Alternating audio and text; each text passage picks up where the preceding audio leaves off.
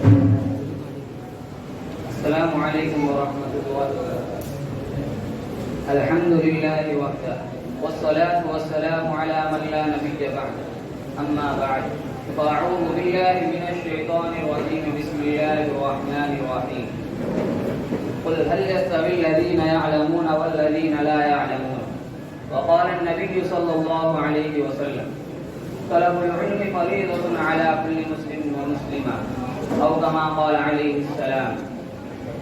قابل صدر جلسہ حضرات علماء اکرام میں مہمانان اعظام، سعادت صداقت شجاعت ہے علم، بصیرت ہے دولت ہے طاقت ہے علم، بے شبہ وہ جو علم کی دولت سے ہے خالی، کہنے کو بشر ہے بشریت سے ہے خالی۔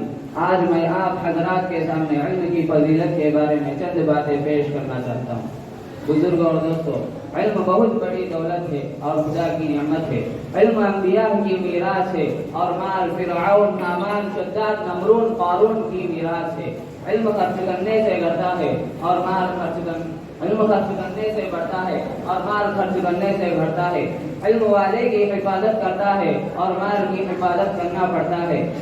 علم وفادار ہے، قبر میں بھی اور آخرت میں بھی ساتھ آتا ہے، اور مال بے وفا ہے جو مرنے کے بعد رہ جاتا ہے۔ علم پلسرات گزرتے وقت سہارا دے گا اور مال کمزور پڑ جائے گا۔ علم کے ذریعے سے خدا کی پہچان ہوتی ہے، معرفت کا نور ملتا ہے جس کے ذریعے سے انسان حق و باطل، حلال و حرام، جائز و ناجائز، ایمان و کفر، سنت اور بدعت، صحیح اور غلط میں تمیز کر سکتا ہے، ورنہ علم کے بغیر ایک اندھی زندگی اور ایک پیاسی زندگی ہے۔ بزرگ اور دوستو، قرآن مجید نے صاف اعلان کر دیا کہ جس طرح ایمان و کفر برابر نہیں ہو سکتے، جس طرح روشنی اور تاریکی برابر نہیں ہو سکتے، جس طرح دھوپ اور سایہ برابر نہیں ہو سکتے، جس طرح آنکھ والے اور نابینا برابر نہیں ہو سکتے، ٹھیک اسی طرح علم والے اور نہ جاننے والے ہرگز برابر نہیں ہو سکتے۔ علم ہی وہ دولت ہے جس کی وجہ سے اللہ نے انسان کو شرافت دی، عزت دی، مرتبہ و مقام دیا۔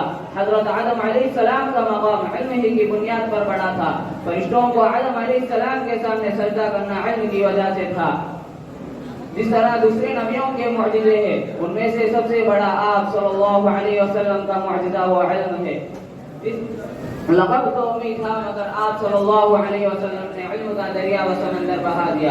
بزرگ اور دوستو، حضرت حسن بصری رحمۃ اللہ علیہ نے فرمایا کہ قیامت کے روز اگر علماء کے قلموں کے سیاہی اور شہیدوں کا خون تولا جائے تو علماء کے سیاہی کا وزن زیادہ رہے گا۔ حضرت ابن مسعود رضی اللہ عنہ فرمایا کہ علم اٹھنے سے پہلے علم حاصل کر لو۔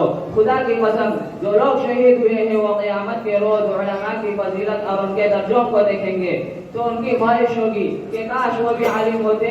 تو جان لو کہ علم ماں کے پیٹ سے نہیں بلکہ علم سیکھنے سے آتا ہے۔ اسی لیے علم اور علم والوں کی قرآن و حدیث میں بڑی فضیلت آئی ہے۔ بزرگ اور دوستو، حضرت معاذ بن جبل رضی اللہ عنہ فرمایا علم اس لیے حاصل کر لو کہ علم کا حاصل کرنا خدا کا خوف ہے، اس کی طرف میں جانا عبادت ہے، اس کا درس دینا تسبیح ہے، علمی گفتگو کرنا جہاد ہے، جو شخص نہ جانتا ہو اس کو پڑھانا خیرات ہے۔ یہی علم تنہائیوں میں ساتھی، سفر کا رفیق، دین کا رہنما، تنگ دستی و خوشحالی میں راستے کا چراغ، اجنبی لوگوں میں قربت پیدا کرنے والا، دشمنوں کے حق میں تیز تلوار، اور یہ علم جنت کے راستے کا روشن مینار ہے۔ علم والوں سے فرشتے دوستی کرنے کی خواہش کرتے ہیں۔ خشکی دری کے تمام مخلوقات، یہاں تک کہ سمندر کے مچھلیاں، بلوں کے کیڑے مکوڑے، سب طالب علم کے لیے مغفرت کی دعا کرتے ہیں۔ اتنی بڑی فضیلت کیوں دی ہے؟ کیونکہ ان کا مقام علم دل کی زندگی ہے۔ علم سے بدن کو قوت ملتی ہے۔ بدقسمت ہے وہ لوگ جو علم سے محروم ہے۔ بزرگوں اور دوستوں، علم حاصل کرنے والے سرکار مدینہ تاجدار حرم احمد مجتبی محمد صلی اللہ علیہ وسلم کے مہمان ہیں، کیونکہ ان کا مقام بہت بڑا ہے، اس لیے کہ ان کے سینے نبوت کا خزانہ جمع ہو رہا ہے۔ اسی لیے کہ اگر کسی کو ناز ہے مال و دولت پر، کسی کو ناز ہے سونا چاندی کے انبار پر، کسی کو ناز ہے عہدہ و کرسی پر، کسی کو ناز ہے بنگلوں اور کوٹھیوں پر، تو ہمیں ناز ہے انبیاء علیہ السلام کی وراثت پر، اور ہمیں ناز ہے علوم نبوت کے خزانے پر۔ بس اللہ تعالیٰ سے دعا کریں کہ اللہ تعالیٰ ہم سب کو علم سیکھنے کی عطا فرمائے۔ آمین۔ وآخر دعوانا الحمدللہ۔